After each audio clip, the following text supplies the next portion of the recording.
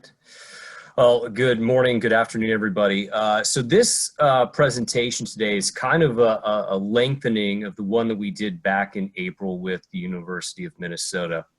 And really pleased that Minnesota continues to sort of push the envelope on this, just with the alumni base on financial health, financial wellness, and better understanding the options that we all have at our disposal, right? And they've done a really, really nice job in setting up a great portal for you guys that are out there to better understand your financial wellness, the financial health. So, Julie, you can go to the second slide there. I think really what we're looking at in terms of COVID and what we're going to be talking about today is really where are we at as we are still in the pandemic and the recession, right? So really what we're seeing at the macro level for folks is that there are significant challenges across demographic profiles and economic classes. But there is a sense of resiliency at the household level, right? We are really adapting in real time to significant issues in and around unemployment and cash flow issues. And at the same time, small business owners, they're really been disproportionately impacted by COVID, the government shutdowns, and the economic slowdown that we're all in right now. And really the focus of this presentation today is, I guess some may calling it the new normal. I think there's a better way to think about this and how we're going to exit the pandemic and the recession in 2021. So just a snapshot of where everyone was at before the pandemic came to sort of the American shores, right? Whereas that a lot of us were struggling in a variety of different ways, right? It wasn't just simply that we didn't have the right job, we had too much debt, we didn't have the right healthcare, we didn't have access to education, right? It was a sort of a complete mixture of stress points and leaving us, a lot of us, financially vulnerable. Whether or not we think that we were financially vulnerable, we probably were in some capacity. And probably a lot of you are probably raising your hand right now. Yeah, I fall into one of these categories. I've suffered a financial hardship, or maybe I'm not quite as coping as I think I was going into the pandemic. And really what we've seen is the pandemic and the recession both have sort of peeled back the layers of the onion and show just how precarious a typical American family is right now across a wide swath of the economy, financial health, and health overall. Julie, you can go to the next slide. You may ask, like, why are we putting up healthcare information on this? And if I had my slides, there's an actual little added bonus to this one, that how people treat their healthcare actually directly impacts their financial health. So folks that are uninsured, 25% of those, or they're 25% times more likely to carry large amounts of credit card debt. Why? Because if you have no ability to put cash to your healthcare, you're putting it on a card because you need access to that healthcare. So when we talk about being vulnerable medically, you can see this in these sort of three categories that I put these in the buckets here, is that we all have pre-existing conditions of some kind, right? And COVID has sort of highlighted that. A number of us have what is termed as inadequate insurance, meaning you have coverage, but it's not quite enough to maintain a sort of a comprehensive set of healthcare to not impact your finances. And finally, in the last year-ish, 137 million of us have been struggling with medical debt or medical expenses, meaning it's impacting the previous slide that we just showed. So when we talk about financial health, health really does impact that at scale. So this hodgepodge, really, I included this, everyone, because I wanted to give everyone a sense of how people, what your net worth is and how to better relate to what's going on in the environment around us.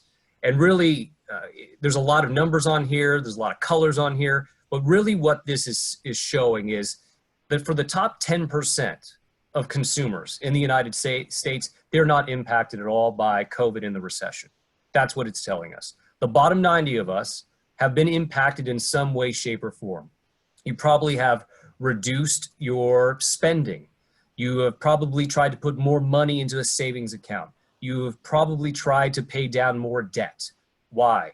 Because your liabilities are greater in almost every meaningful category than what the top 10% of the country is, right? When we break it up. So this is something for us to all take stock in and note. It's not a us versus them scenario. This is where we all need to move towards, right? When we think about savings, paying down debt, financial wellness, and financial health overall, there's a variety of ways for us to think thoughtfully and strategically about that to put us on the path forward. So where are we at today as we're having this conversation? So I kind of mentioned this already. Overall, a huge decrease in consumer spending. And I'm going to take a couple of minutes to talk about this. There's good and then there's a bad component to this. From the consumer level, for all of us on this call, if you've reduced your spending, you're doing that for a very specific reason. You're trying to secure yourself and your family's future. But from an economic standpoint and from the economy, this is not a good thing. How we spend money as a country, the economy goes. Retail and consumer spending and small business drive the economy in this country. So when we don't spend, the economy slows down. So it's good for the consumer at the individual or the household level, but from the economic level, meaning driving the economy forward, it's going to slow down that process. Personal savings rates, very, very important component of financial health. You've got to have something in the bank, somewhere that you can go tap those funds in an emergency. Well, for the better part of the last 5 years, personal savings rates have been at the lowest level probably in the last 30 years. Well, what happened during COVID? In March, April, May, June, and into the summertime, we've seen personal savings rates at an all-time high or near an all-time high. People took their stimulus funds, people took that retail spending or the spending that they were not doing and they were putting it back into themselves. They were reinvesting in themselves in the terms of their personal savings rate. And finally, from a macro level, unemployment rates remain very high. So you may see numbers, you'll see media, you'll see the Fed, you'll see the administration talk about unemployment rates. This is how I think about unemployment rates in this country. They're much like the slide about the haves and the have-nots. There are certain sectors in this country that have been disproportionately impacted by COVID and the recession, namely tourism, hospitality, and industry sectors like oil, et cetera, right?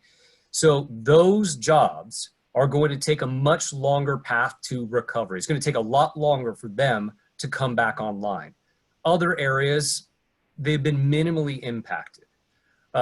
So that is something for everyone to kind of take stock in, is that, okay, in a natural disaster, pandemic, a recession, what sectors are vulnerable? So as you think about maybe your next career, your next job, whatever you're thinking about, this could be something for you to sort of press on and think about as you move through your career. Overall impact. There's a variety of ways to slice and dice data, right? And there's a good way, there's bad ways, but I think I'm going to pretty much put this into two specific categories for us today. Debt burdens on the macro level appear to be dropping, but at the micro level, and the people that I care about and who I'm talking to in my core audiences at Freedom Financial Network, they still have debt burdens that are relatively high compared to the income that's coming in. So their debt to income ratio is still out of whack. It's out of balance.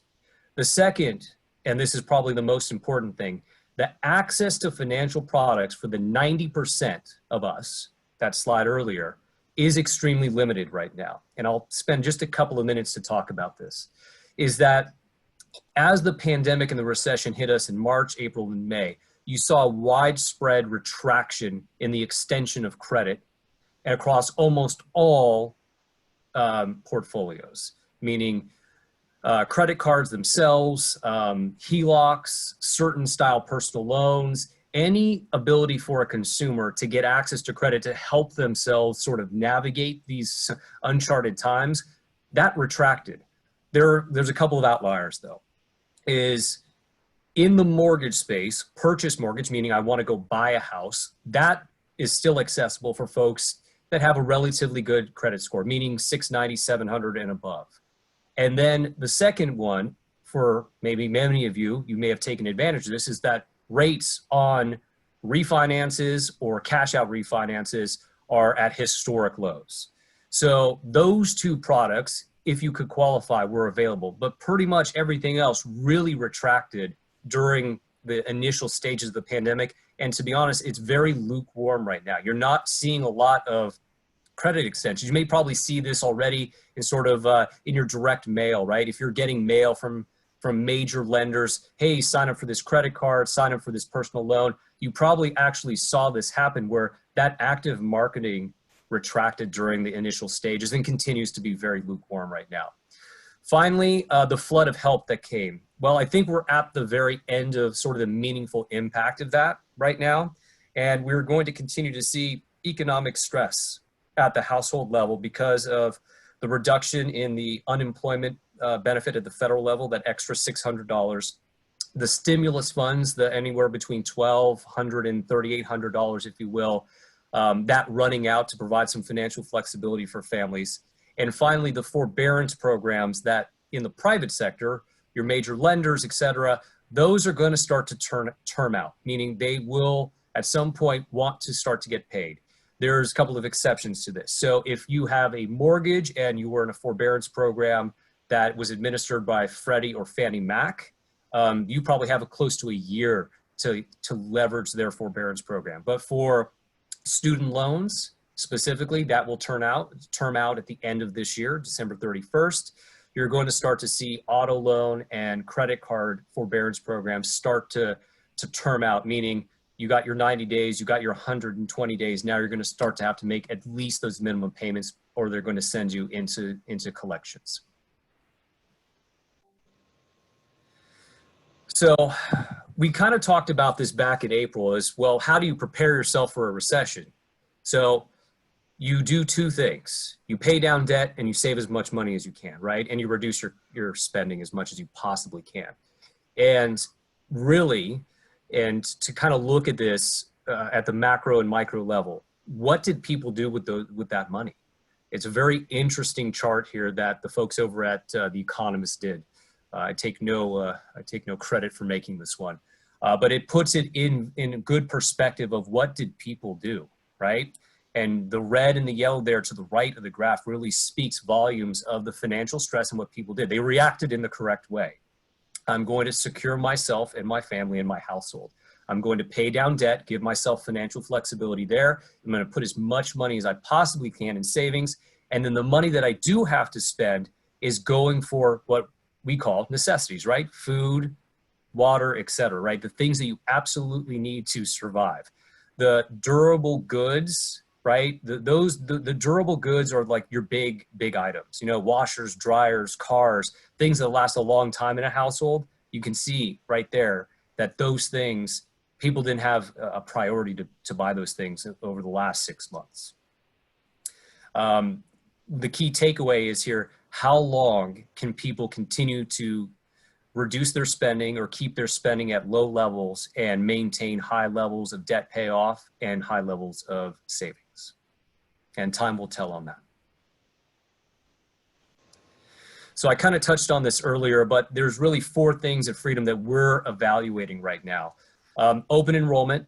For us, like we're looking at this because of the expenditure and the fact that folks are going to have to make a decision about their healthcare, not right now, but next year. This is a big decision for folks, right? Premiums will probably go up whether you're on an employer-based plan or you're self-insured and you're going through one of either the federal or state marketplaces wherever you are living, right? But this is a significant financial commitment as well as a health commitment. And people are going to have to think very thoughtfully about where they're going to be, where we are going to be as a country a year from now, knowing that that pandemic is still going to be with us and is not going to go away anytime soon. So a significant financial and health decision being made. The election.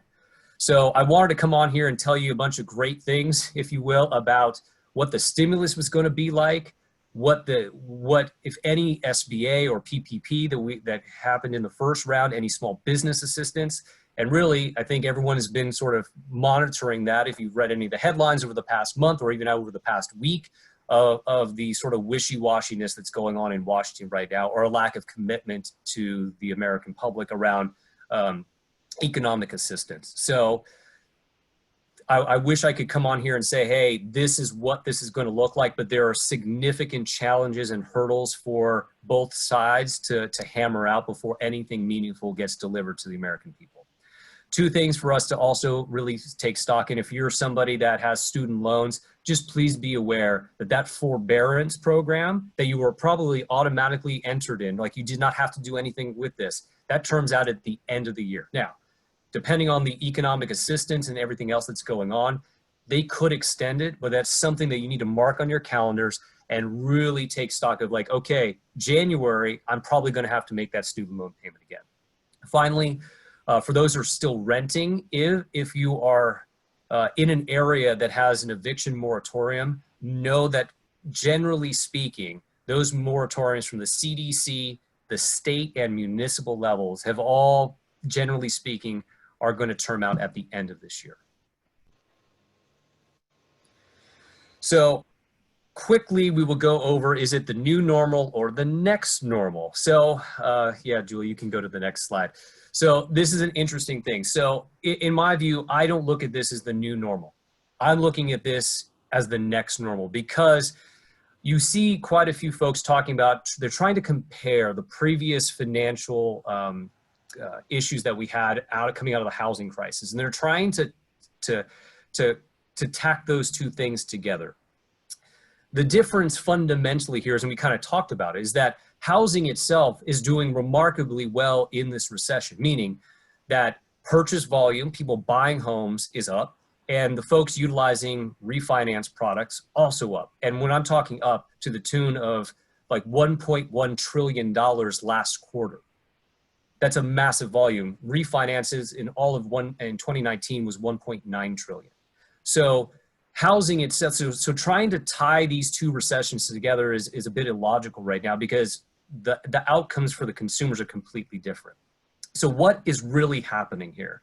And how do we take stock of how we think about ourselves as we enter this next normal? Really, there's probably about 10 things that are going on. I'm going to focus on 5 today.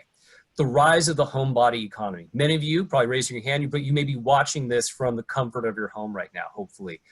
You're working from home. This is a sticky point, meaning this is going to be something fundamentally that corporations, businesses are going to be able to deliver to their employees long term, because it's been proven to work. That's the most important component to this, is that the execution and being able to work from home at scale across many, many different sectors has been shown to work. The second is a shift to value and essentials. And this you can really tie to the consumer spending that's going on and really getting back to the roots of what we do as a country. The third is a changing of loyalty to brands. And I'm going to get into this. There's going to be a slide for each of these. We've had to really change our tune on getting access to certain key goods, if you will. Of maybe in my area, I haven't seen a Clorox wipe since February. Can't find it, can't get it. No matter what store I go to, won't see one probably till next year at some point. That means I am shifting my consumer behavior to some other kind of disinfectant wipe. For those of you that have children, you know what I'm talking about. Omnichannel, e-commerce, and digital explosion. We have been forced to buy and purchase things in the necessity realm in a much more different way. And finally, health matters more.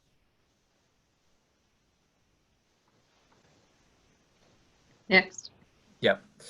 So the homebody economy. So I think I'm sort of talking about this as an unintended consequence, right, of the lockdowns, is that we reshaped our consumption trends, right? You know, the picture here kind of encapsulates that, is like, hey, Amazon was one player, one of many players that adapted their retail strategy to deliver consumer products to them in their time of need, right?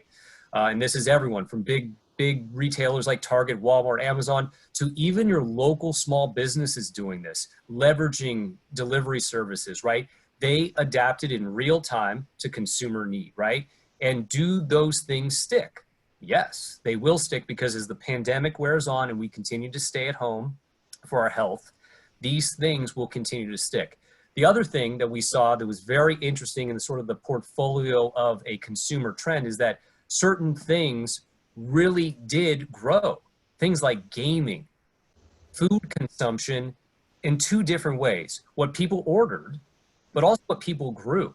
I don't know if you sort of saw the run on seeds early in the springtime as people were home, they had more time, and they were doing a couple things. You probably saw if you're on social media of, hey, I'm growing a garden and I'm baking bread, right? Things that were kind of very intricate to the culture of this country 50 years ago, all of a sudden reappeared, right? People were interested in this again because they had the time to do it.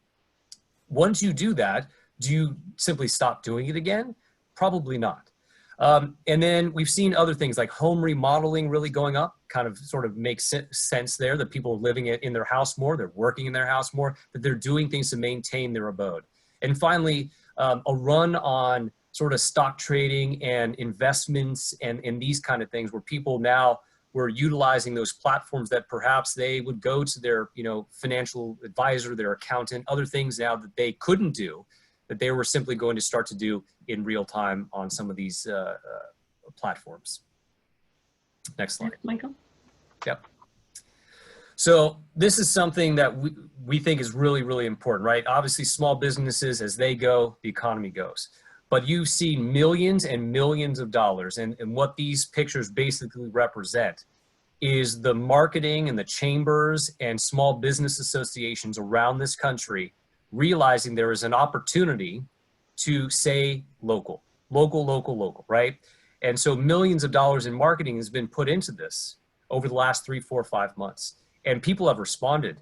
Small business growth, those small businesses that are still open, mind you, have seen a small but steady increase in incremental value because of some of these campaigns. This is a time, if you're a small business owner, to show value to those folks. This is a time to build brand loyalty, because it's something we're going to talk about brand loyalty in a second here. This is a window of opportunity because this would never have existed a year or 2 years ago. Next slide. So brand loyalty. What we found was, what we thought was, hey, people are going to love Clorox. They will love whatever products and services no matter what, right? I always joke about this. I like Brawny paper towels. I will never use Bounce or the store brands. Well, you know what? Guess what happened? I'm now whatever's on the shelf kind of guy, right? So this is a fundamental change. But what it's done is, one, you look at the cost more. You just don't look at the brand, the marketing, the packaging. You're looking at cost and availability. And this is something that has changed. And you can see it literally down to the retail receipts that get tracked in this country and how people are buying products. So will this be a sticking point long term? Probably yes. This is if I'm measuring this like on a 50-50 scale, yes, because this is going to go on for a much longer period than I think a lot of people realize, right? Is that you're going to look at cost, you will look at brand, and you will look at value in a different way than you did previously going into the pandemic and recession. Next slide, please. So you can do that online, really? And I'm going to use a couple of key examples here. I think most of you probably have done a lot of shopping. You've done a lot of online engagement as you've stayed at home, or even if you haven't been staying at home. It's like, I don't want to go to that store. I don't want to do things in a particular way. Is that really we've seen two key channels that have been impacted by this: healthcare and telemedicine, and buying, purchasing your day-to-day items, right? And when we look at this, we don't just look at this in sort of the realm of the United States, but how people are doing this around the world, right? This is a truly world change. Like places like Italy, where Amazon had they had no like real footprint or delivery and these kind of things in France and Italy and other places. Where we've actually seen that here too, is that we've seen an explosion, especially in certain demographics, folks that always depended on going to the store once a week and these kind of things. Well, we changed behavior. And it also, what it did was it gave people the opportunity to see other brands and other products and the reviews that go along with those products. oh, I'm a brawny guy. Why does this particular product or this particular paper towel have such great reviews? What am I missing out on, right? And so when you look at that sort of experience and tapping the consciousness of everybody about what product or what service is good for me, that's fundamentally changes the consumer behavior, right? And for us, we have changed that behavior. You can see it in the retail receipts. All right, next slide, Julie, thanks. And finally on this one is the health matters most. The rise of telemedicine. I mean, I think a lot of us have had to utilize this. You couldn't even get into the doctor for many, in the early part of the pandemic. They didn't want you to come in because there were so many unknowns. So what telemedicine has been around a long time. Like, let's be clear about that, right? But there was always issues around privacy, who's going to see it, is video really the right way to do this? And what this showed was there's really no concerns. People are doing it because they're doing it out of necessity, and those things will stick. It is a much more efficient way if you're simply just going into your doctor to talk to them for 4 or 5 minutes, the hour to the doctor of waiting in the waiting room and then the commute back to your house. If you're just simply going in to go, hey, I need to talk to you, I think I have something going on, and obviously, if you need to go in, you go in. But think of all the time that's been saved. That's time back in your pocket that you can go do other things. So the telemedicine will definitely stick. It will. The renewed interest in healthy living. And this is kind of a comprehensive look, right? Is like, hey, I'm baking more. I'm cooking at home more. I'm investing in a garden if I can. That is all part of healthy living, right? Is you're taking a greater stock in what goes into your body, whether you think about it or not. And you're going to see, I think, opportunities for some businesses, for employers to really go back to something that happened probably about 10 to 15 years ago, was a healthy measures initiative that folks like Safeway, major employers around this country, they focused on healthy living. And they deployed employer-based solutions to their employees. I think we will see this come up again, because the appetite is there. People have shifted their behavior in a specific way. This isn't to say that every one of us doesn't want to go out into a restaurant and not have to wear a face mask and be scared of catching something. I certainly welcome that day. But at the same time is those certain behaviors about, oh, you know what? I didn't know I could make that. I'm in control of something that I didn't know that I could do. And it really, I think, will fundamentally change this sort of next generation about taking control of your health first and foremost and worrying about the doctor's stuff after. So we'll just stop here, Julie. Okay. I really wanted to come up and talk to everybody today and basically say, hey, you know, the federal government is doing a variety of things for us, and we're going to see this in the next 2 to 3 months. So I actually was on a call with my government relations team to get an update of, okay, after some of the back and forth earlier in this week from the administration to Nancy Pelosi and the Democrats of what's happening. And they're basically at a stalemate right now. And there's a couple things that are holding this up. Instead of doing a piecemeal version of this, meaning, hey, can we just get economic relief in the hands of folks that need it today? Meaning, if you go back and really take a look at, hey, the median household, those people are disproportionately impacted. They're the sectors or the industries that they work in. Can we get them some relief today? Unfortunately, government doesn't work this way. They always work in packages, right? Because they want to tie something to something else. So there's things that are holding this up, meaning a airline component to this. Well, tens of thousands of people starting October 1st that worked in the airline industry are losing their jobs. And you're going to start to see that reflect in the unemployment numbers. So there's something tied to that. But there's another one that's really what I'm saying, it's jamming the process up. It is a liability over employers being able to open up their doors again and bring people back in, and the liability that would go along with the fact of, if I was at work and I caught COVID, could I sue my employer? That is still have to be worked out. As you probably can imagine, on the Republican side, they want to put in protections for employers. And on the Democrat side, they want to give the opportunity for somebody that got sick to be able to sue the employer for negligence, if you will. So that there is a wide gap there. And until that comes to some level of agreement on what is safe or safety getting back into the office, there's going to be issues on getting any stimulus out there. So like if I had to prognosticate this, I thought a month ago that we would certainly have something right in front of the election for the current administration to sort of celebrate. I just don't see it with where they're at in a variety of aspects in that particular bill. Thank you. Thank you, Michael. So we do have one question in, a couple questions in the chat, and please feel free to put more there. We intentionally planned this so that we would have a little time. First question that came in was, do you have any financial planning advice for people struggling with pandemic-related unemployment? So we probably want to ask a couple things is financial planning with unemployment. So it is, I'm assuming, I'm going to make a couple of assumptions. Hopefully I'm assuming correctly by the sort of the spirit of that question is what do you secure first, right? So when we think about financial planning when you're distressed is different than when everything is okay. House, roof over your head, number one thing. Then you start to take a look at the assets and the cash in and cash out after you secure the house. I mean, this is a tough kind of question to ask or answer in a vacuum like this. But to me, I'm going to house first, look at your assets, look at your debt, look at your savings. If you have a lot of debt, meaning you have to make minimum payments, things that are going out that you would prefer not to have to pay, you have to get on the phone. You have to call the lender. You have to call the creditor. You have to say, hey, I have a hardship.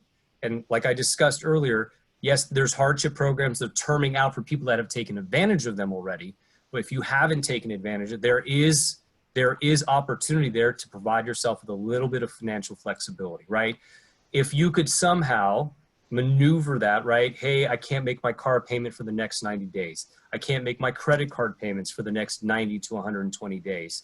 That should give you enough wiggle room, fingers crossed, to be able then to just deal with what is the main things you need to purchase, right? Keeping the lights on, keeping the water on, so your utilities, the roof over your head. And then if that isn't enough, you could go, depending on what kind of loan you got for your housing component, if you own the house, you should probably take advantage of the Freddie and Fannie forbearance that I mentioned earlier, right? That will give you up to 12 months of forbearance. That could be a significant relief to you, right? I think a lot of folks are trying to think about their retirement during a pandemic and a recession running concurrently with each other. This is not probably the right time to think about that. It's time to secure the moment that you're in and probably the next 30, 60, 90 days, right? Be secure in the moment. The time, setting yourself back 90 days or 120 days in your retirement or your 401k planning, it's not say meaningless, but it's just a blip on the radar. The final thing that I will add to this is, and maybe this is the spirit of that question, is should I tap my 401k to get access to the funds to help provide some relief? Only if you've exhausted all of the options that I've just described. That should be a matter of your last resort, right? And it really, you don't want to undermine your future for the moment because there's enough help. And we said this in the April presentation, at no point in time, at least in the last 50 years, has a consumer had as much opportunity to deal with their debt, their payments, their cash in, cash out, if you will, because of all of the hardship forbearance and other programs that almost every creditor and lender have. And I'm not just talking about that. Your utility companies, your internet access, this is picking up the phone, biting the bullet on it and saying, hey, I have a hardship. I need you to work with me on the payment. And almost every utility, sort of those kind of things will work with you. You just have to pick up the phone and make that tough phone call. Thank you, Michael. Being sensitive to time, I think we have just a few more minutes. There's one more question, or would you prefer that we send that to you and you can answer that offline? You can give me one more, that's fine. Okay, because I know you need to jump on your next webinar. Yeah. Should we be trying to maximize our 401k/403b contributions to do some catch up now that we are done paying for our kids' college? We are in our mid-50s, or should we increase our savings? We are concerned about economic instability around the election. Do you recommend, he's got a lot of questions. Do you recommend Roth, Beck of risk of taxes going up? I'm thinking there's another way there. So that's a really, really good question. I will give you a high level answer, but I think it will be a meaningful one. So IRA, this kind of feeds into the previous question I just answered, right? Is financial flexibility and provide yourself liquidity, right?